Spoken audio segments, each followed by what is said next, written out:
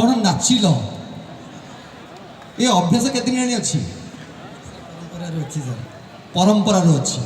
ଆପଣ ଲକ୍ଷ୍ୟ କରୁଥିଲେ ଏଇ ବୟସରେ ମଧ୍ୟ ଯେଉଁଠି ଆମ କୁନି କୁନି ପିଲାମାନଙ୍କର ପାଦ ନାଚିବା କଷ୍ଟକର ହୋଇପଡ଼ୁଛି, ମୋ ବାପା ବୟସର ବଡ଼ ଭାଇ ବୟସର ଭାଇଟିଏ ଅଛନ୍ତି, ଏତେ ସୁନ୍ଦର ନୃତ୍ୟ, ଏତେ ସୁନ୍ଦର ବାଦ୍ୟ, ଆପଣମାନେ ଖାଲିରେ ବସିଛନ୍ତି।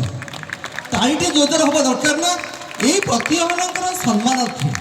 ଆଉ କିଛି ମାଗୁନାହିଁ ଭାଇ, କିଛି ମାଗୁନାହିଁ, ଖାଲି ତାଳିଟିଏ, ଅତି ଜୋରରେ ତାଳିଟିଏ। ସେ ଭାଇ ଯେମିତି ଆମର ରୁଦ୍ର ସାର୍ କହୁଥିଲେ, ଏପଟୁ ତାଳି ଏପଟେ କମିଯିବେ କେମିତି? ସାର୍ କମ୍ପିଟିସନ୍ ଆରମ୍ଭ ହେଲାଣି।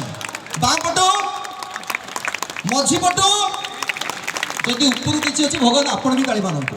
ତେଣୁ ଏ ପ୍ରତିଭାମାନଙ୍କର ଏ ସମ୍ମାନ ଉଦ୍ଦେଶ୍ୟରେ ଆମ ଗହଣରେ ଉପସ୍ଥିତ ଅଛନ୍ତି ଆମର ସମ୍ମାନୀୟ ନିର୍ଦ୍ଦେଶକ ଶ୍ରୀଯୁକ୍ତ Sudhakar Sabar sir, SST RTI ସାର୍ଙ୍କୁ ବିନମ୍ର ଅନୁରୋଧ ରଖିବି, ମଞ୍ଚକୁ ସାର୍ ଆହ୍ୱାନ କରିବି, ସାର୍ ଆପଣଙ୍କ କରକମଳରେ ପ୍ରତିଭାମାନଙ୍କୁ ପୁରସ୍କୃତ କରିବା ହେବେ। ସାର୍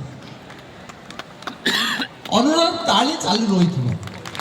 ଆମ ପ୍ରତିଭାମାନେ ପୁଷ୍ପଗୁଚ୍ଛ ଏବଂ ଏ ସ୍ମାରକୀ ପତ୍ର ଧାରଣ କରିବା ପର୍ଯ୍ୟନ୍ତ ତାଳି ଅନବରତ ଚାଲୁ ରହେ।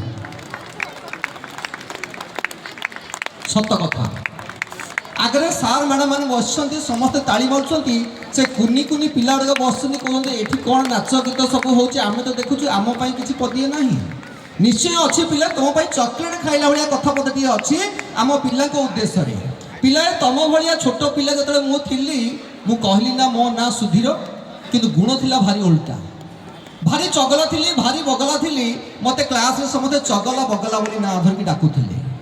ଥରେ କ'ଣ ହେଇଛି ନା, ଆମ ସାର୍ ଆମ ସ୍କୁଲକୁ ଆସନ୍ତି ବିଭିନ୍ନ ପାଠ ପଢ଼ିବା ପାଇଁ। ଥରେ ପ୍ରଥମେ ସଂସ୍କୃତ ସାର୍ ଆସିଲେ। ସଂସ୍କୃତ ଶିକ୍ଷକ ଆସି ମୋତେ ପଚାରୁଛନ୍ତି, ଆଚ୍ଛା ବାବୁ, ମୋତେ ତ ପଚାରୁନି, କ୍ଲାସ୍ରେ ପଚାରୁଛନ୍ତି, ଆମେ ସଂସ୍କୃତର ଅନୁବାଦ ପଢ଼ିବା। କ'ଣ ପଢ଼ିବା? କ'ଣ ପଢ଼ିବା? ଆଉ ଟିକେ ଦେଖନ୍ତୁ, ମୋ ନାଁ ସୁଧୀର, ପୁଣି ହେଇଯିବି ବଧିର। ଆପଣ ଟିକେ ବଡ଼ ପାଟିରେ କହିବା ଦରକାର। ତ ନିଶ୍ଚିତ ଭାବରେ ସଂସ୍କୃତର ଅନୁବାଦ ପଢ଼ିବା ବୋଲି ଯେତେ କହିଲେ